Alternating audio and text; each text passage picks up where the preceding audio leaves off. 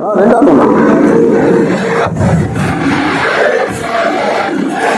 వేదికను అలంకరించిన మన మండల కన్వీనర్ సభ్యన్న గారికి, అదేవిధంగా మన జెడ్పీటీసీ వైస్ చైర్మన్ శేషప్పన్న గారికి, అదేవిధంగా మన ఎంపీపీ ఈశాన్న గారికి, అదేవిధంగా ఇక్కడ వేదికను అలంకరించిన పెద్దలు, అదేవిధంగా మన జిల్లా ఉపాధ్యక్షుడు మన గిరి గారికి, అదేవిధంగా చాలా మంది సర్పంచులు ఉన్నారు, ఎంపీటీసీ మెంబర్లు, మండల నాయకులు ఉన్నారు. ప్రతి ఒక్కరికి మన పత్రికా విలేకరులకి, అదేవిధంగా వచ్చేసిన కింద మన సోదరులందరికీ, అన్న తమ్ముడు అందరూ ఉన్నారు, అందరికీ ప్రత్యేకంగా నేను ధన్యవాదాలు తెలుపుకుంటున్నాను. ఎందుకంటే మన హొలగొంద మండలం అంటే ఇప్పుడే కాదు, కాంగ్రెస్ మేము మన మారేప గారిని ఎందుకు చూస్తున్నాం.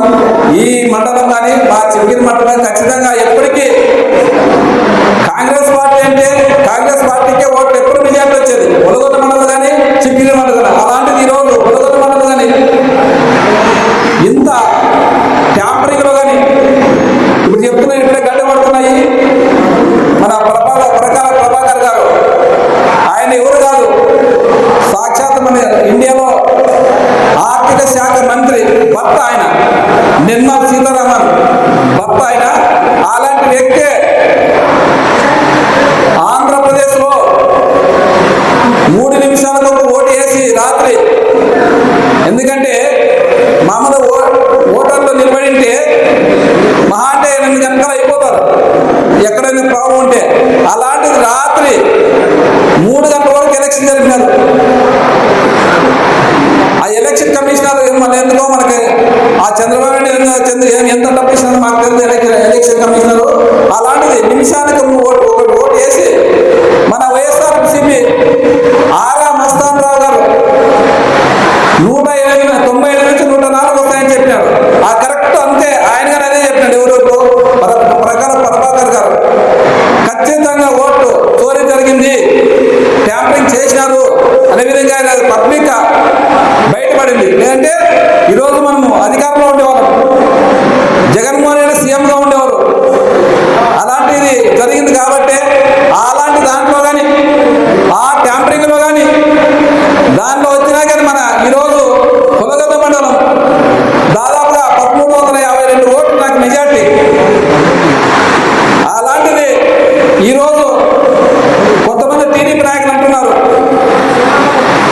మొత్తం సర్పంచుల్ని ఎంపీడీసీని మొత్తం మనమే గెలిపించుకుందామనే విధంగా మాట్లాడుతున్నారు.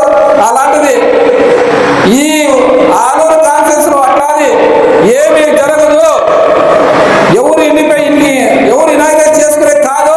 ఖచ్చితంగా ప్రతి ఒక్క ఎంపీడీసీ నామినేషన్ చేస్తారు, ప్రతి ఒక్క సర్పంచ్ నామినేషన్ చేస్తారు, ప్రతి ఒక్క సర్పంచ్ మనమే గెలుస్తాము, ప్రతి ఒక్క ఎంపీడీసీ మనమే గెలుస్తాము అనేది జెడ్పీడీసీ ఎంపీడీ గెలుస్తామని ఈరోజు ఘంటాపరంగా చెప్తున్నాం. ఎందుకంటే ఆలూరు గడ్డ అంటే వైసీపీ గడ్డ. అలాంటిది ఈరోజు ఎవరో వచ్చి కాకమ్మకతో చెప్తే ఓట్లు వేసే వాళ్ళు ఎవరు లేరు. ఎందుకంటే ఈయన టీడీపీ అనేది అసలు భూస్థాపితం అయిపోతుంది. మన వైసీపీ ఖచ్చితంగా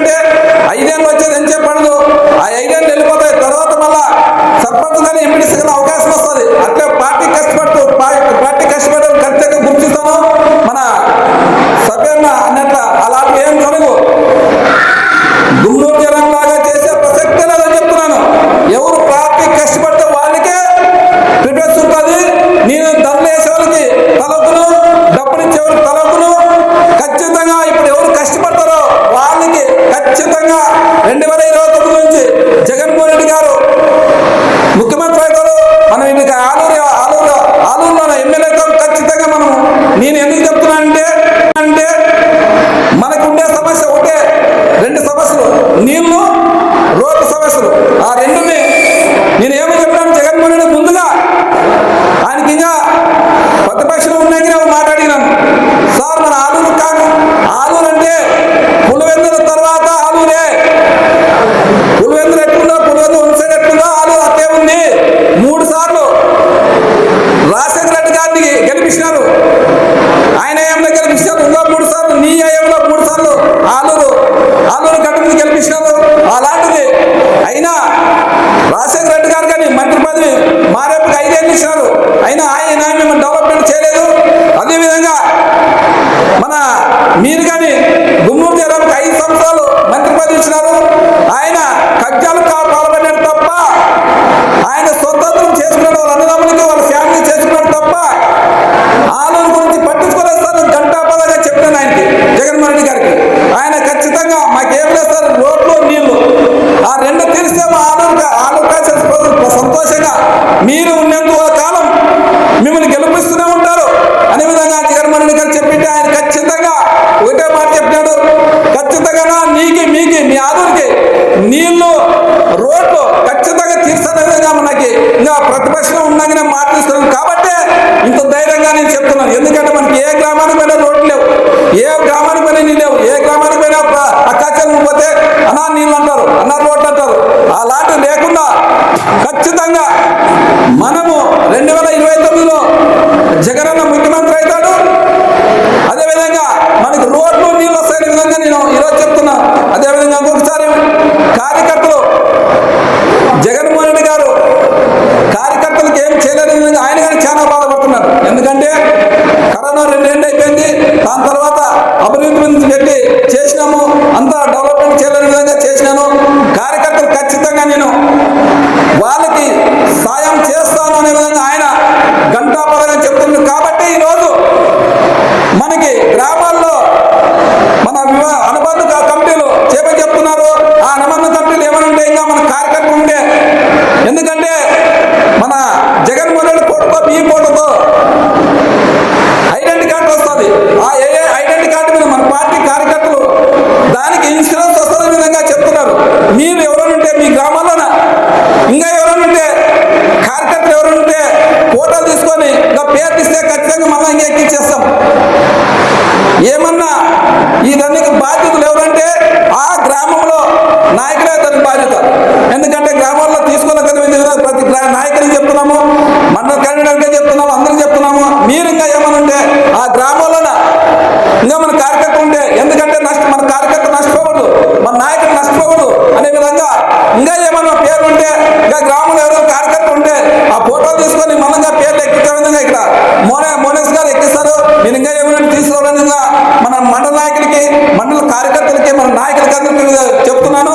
ఈరోజు పిలిస్తేనే మాట పిలిస్తేనే ఇంతమంది వచ్చిన మన హులగొంద నాయకులకి, మండల నాయకులకి, కార్యకర్తలకి అందరికీ విధంగా మన ప్రత్యేకంగా ధన్యవాదాలు తెలుపుకుంటున్నాము.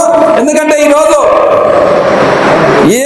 ఏ కాన్సెస్లోనా కానీ ఆరోగ్యశ్రీ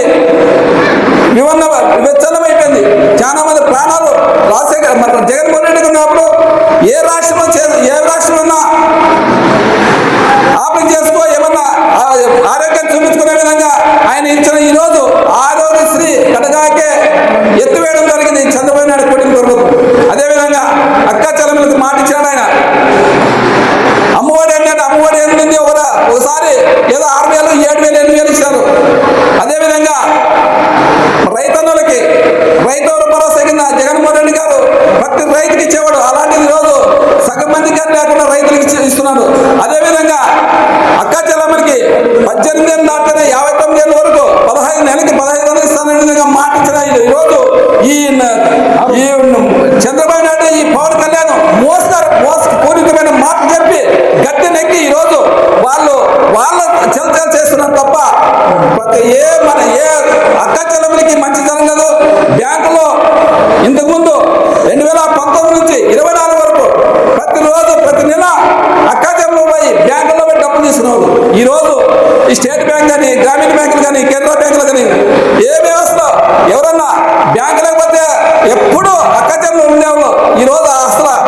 బ్యాంకులోకి ట్రాన్సాక్షన్